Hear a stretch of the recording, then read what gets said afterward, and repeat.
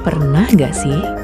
Niatnya cuma pulang, tapi malah dapat pengalaman yang gak bisa dilupain. Nah, perjalanan dari Wonosobo ke Banjarnegara ini awalnya terasa biasa aja. Sampai sesuatu mulai berubah di tengah jalan. Kita mulai dari Wonosobo. Udara dingin khas dataran tinggi masih kerasa banget, bahkan di siang hari.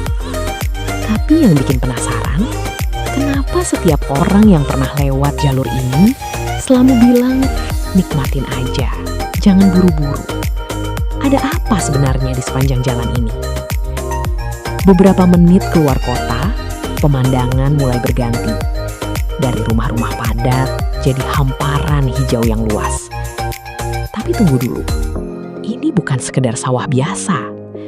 Kontur tanahnya bergelombang. Dan kalau diperhatiin lebih detail, pola tanamnya beda dari kebanyakan daerah lain. Katanya sih, ini karena teknik bercocok tanam di daerah lereng yang udah diwarisin turun-temurun. Jadi bukan cuma indah, tapi juga penuh cerita. Masuk ke bagian jalan yang mulai berkelok, disinilah sensasi sebenarnya dimulai. Tikungan demi tikungan, kadang tajam, kadang panjang. Tapi justru di sini letak keunikannya. Setiap belokan selalu ngasih hadiah pemandangan baru.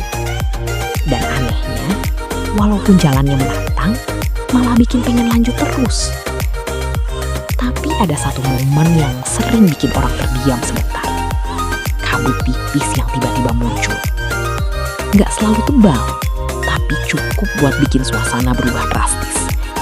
Dari yang tadinya terang, jadi agak misterius. Dan di titik ini, banyak yang bilang mereka ngerasa lebih tenang.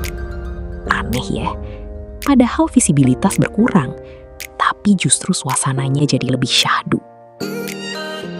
Lanjut sedikit lagi, kita bakal nemuin spot-spot kecil di pinggir jalan. Warung sederhana, tapi selalu ramai. Kenapa?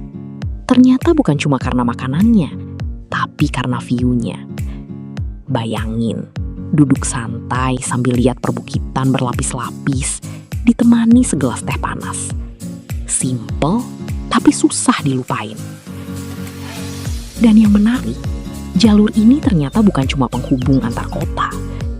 Buat sebagian orang, ini adalah jalur pulang yang penuh makna. Banyak cerita yang lahir di sini. Dari obrolan ringan di dalam kendaraan, sampai momen refleksi diri tanpa disadari.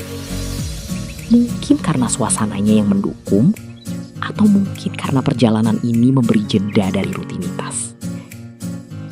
Jadi, perjalanan ini bukan cuma soal dari mana ke mana, tapi tentang apa yang kita rasain di sepanjang jalan. Tentang detail kecil yang sering kita lewatin, tapi ternyata punya makna lebih dalam kalau kita mau sedikit melambat. Sekarang, coba bayangin, kalau kamu ada di jalur ini, kamu bakal fokus ke tujuan atau justru menikmati setiap detiknya?